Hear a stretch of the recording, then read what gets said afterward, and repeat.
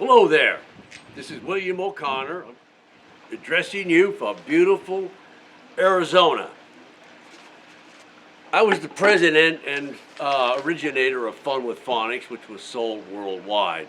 And my friend Anna, who's working with people trying to learn English, has asked me a few questions in the hopes that I might be able to answer some. And that's what I'm going to do. So here we go, people. Let's start right in. I have some expertise in this, as I mentioned, that I was the owner and the originator of Fun with Phonics, one of the first educational programs out there to teach children how to read. Here's the first question. Some people live in the United States for more than 20 years with little or no improvement in their English. What do you think the reason is?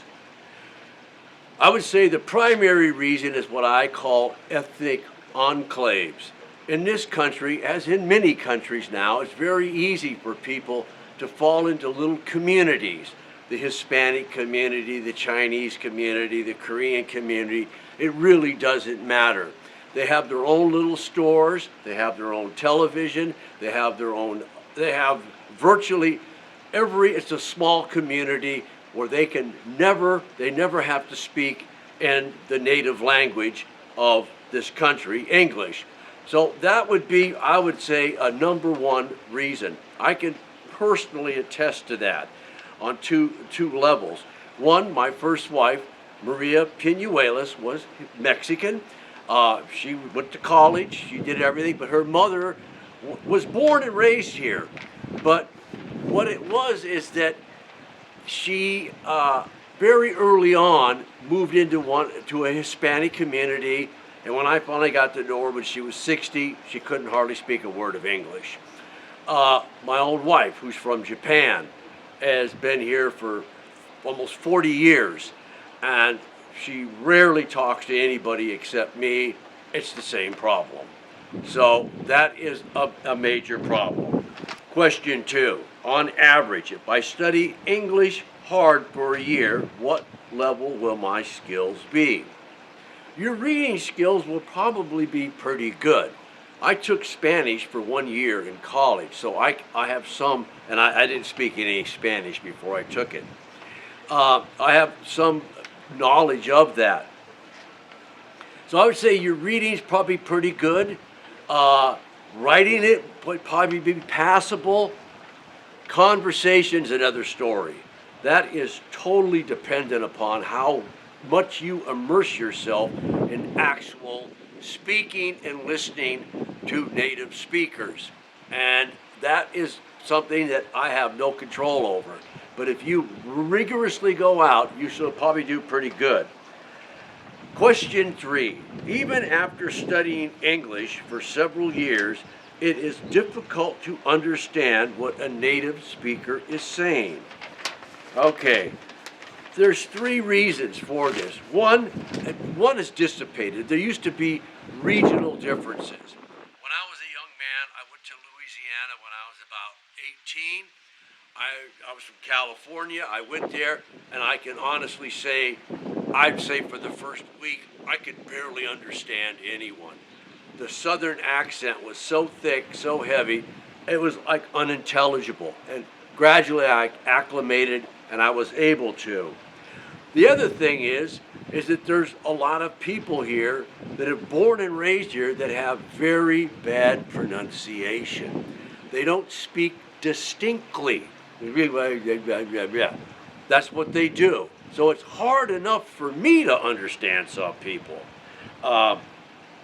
I'll give you an example. About 4 years ago, I was in LA and I wanted to get something to eat. This is no dispersions on anyone.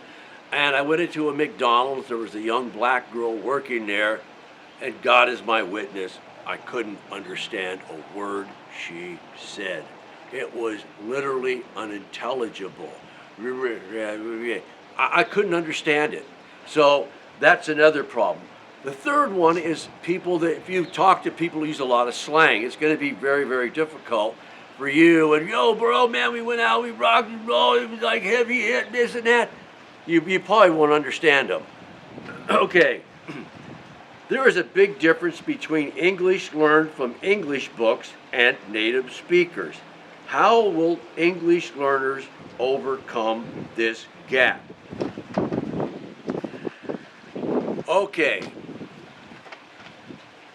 when you study just from the books, as I mentioned before, you're probably going to be pretty good if you study it at reading. You're going to understand stuff because that was my own personal experience with Spanish. I was able to read quite a bit and understand it.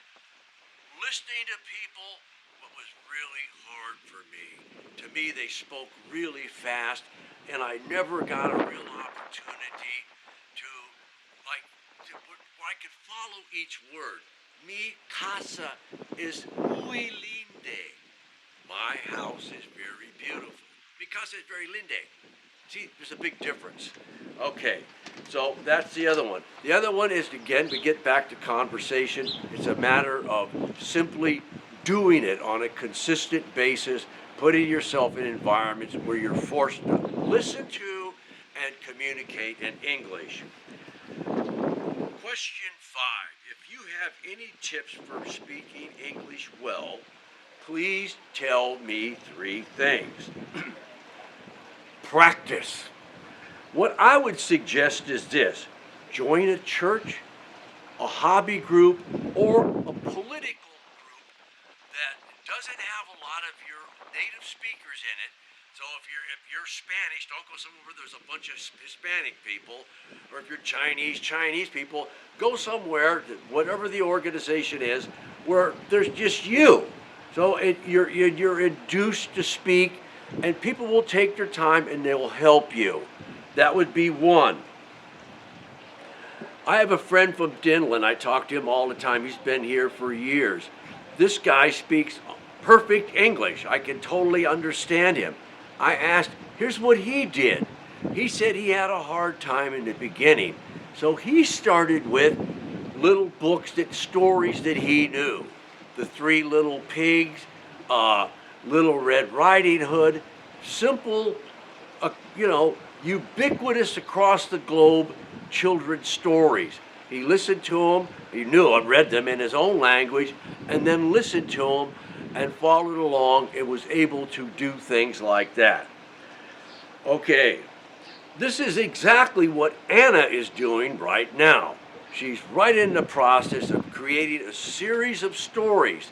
They're more complex than these other little children's stories, but they are basic. And the eventual goal is to have these in a resident language, and then I'm going to be speaking it. I'll speak them slowly and clearly where they're understood so the people understand what it is. I think this is a huge foresight on her part, and I think it's going to make a huge difference. 6. To speak English well, if you had to choose one thing from learning the basics of grammar and reading lots of books, which would you choose? Reading. You can go out and ask Americans the rules of grammar, and most of them don't know it. That's a real fact. They have no idea. They just know what sounds right. If you ask them the diphthong rule or that rule, you might as well be asking them to explain quantum mechanics. They don't know it. And I've learned this from my own personal experience. So I would say reading. And then if you could, listen along with an audio book or something like that, because the goal is to eventually communicate. Thank you very much.